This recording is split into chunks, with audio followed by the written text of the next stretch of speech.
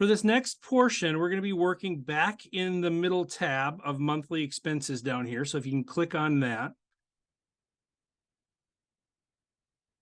And then what we're going to do is we're going to give you the answers to this right-hand column, the actual monthly amounts. So as I give you these amounts, if you will put them in, and it will kind of help tabulate more realistically. So the first category that we'll be going to filling out is the house payment came from your research.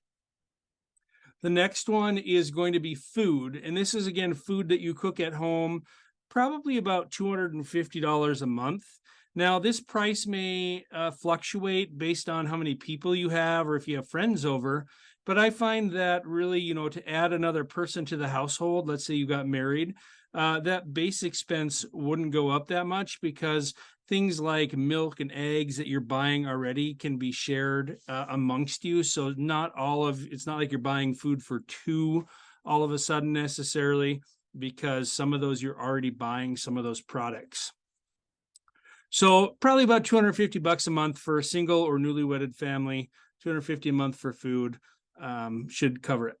The car, again, you got from your research. But car insurance per month, again, young single males are going to be more expensive than females. So this amount could vary depending on who you're insured with and things like that. But let's put $200 a month in there for car insurance. And that's going to include your gas, oil changes, things like that as they come up as well. Health insurance. Now, this is going to depend on what your employer pays. Some employers pay better than others. So, for example, here at the school, our employer pays 100% of the individual.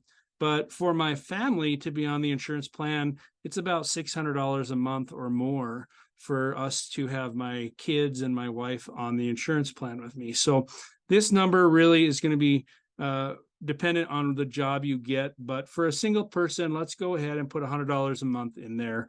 Most companies have you pay a little bit, and so just to represent an amount that you might pay. Entertainment, again, this is a flexible category because depending on what you like to do, if you like to go to the movies every weekend or you like to go out and hunt and fish a lot, it might change. But $200 a month for recreational entertainment type things is kind of about what I found. And this is going to include your eating out. So if you go out to lunch every day, that would come out of that budget.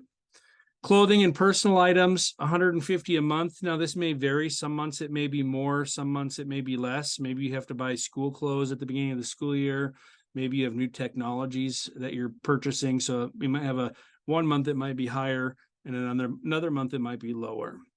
Cable or satellite TV, $50 a month for a basic plan. Now, you might find an introductory price that is a little bit more economical. You might find like $25 a month for the first year. And then after that, it's going to go up. But after that first initial year, it would go up to something of probably about the $50 range for cable or satellite TV.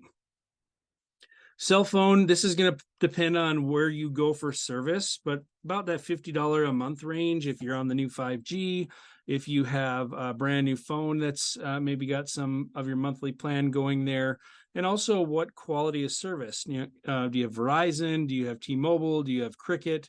What service provider you have and the coverage. You may have a cheaper rate, but your coverage might not be as good. So just put $50 a month in there for now. Utilities, I'm going off of about what my family pays.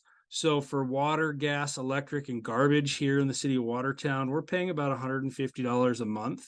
Now, that does fluctuate on, if the air conditioner is running, that price might be higher. In the summertime, if the heater's on in January, February, that amount might be a little higher as well. But on average, it's about $150 a month. Home internet, this is going to depend on your speeds that you want, but you're going to be in that $60 to $100 range. Let's just put 60 in there. Depending on the plan, if you want a brand new high gigabyte service, it might be a little bit more costly versus, the low end. But if you're doing a lot of streaming and gaming, you might need more bandwidth. So $60 a month should be good there. Retirement, I would say you should be putting away at least $100 a month. Now, that is probably on the low side. The more you can put away now, the greater it's going to benefit you later in life. So for example, if we at the high school here have to put away 6% of our income, and then the school district matches another 6%. So we're getting 12% of our annual income put into a retirement account for us, so that one day when we retire, we have some funds to live off of. So I would say at a minimum, $100 a month you should be putting away for your future. If you can do more, great. I know starting off fresh, you might not have that much. So savings for things that might come up. If you put $50 away a month, that is only $600 a year. So $50, I would say you should be putting a minimum of $50 away for those bad times that might be coming, a broken down car, you're out of a job for a little bit. That's only going to get you $600. It's not going to buy a very nice vacation if that's what you're saving up for. So I would, again, that's a minimum amount, $600 a year, $50 a month. So grand total, these expenses that I have given you with the house that we put in there in the car is equaling $3,900 a month. Okay, $3,900 a month, or $47,000 a year. So how does that compare to your SD My Life salary you found? And how does that compare to that original amount that you guessed was a good salary or a living wage to live off of? So this was just kind of an exercise. You don't need to turn anything in. This was just an experience for you to kind of try to understand what is needed to live off of when you are done with your schooling, and what it takes to kind of be an adult and afford your own things. So if you have any questions, please talk to your instructor.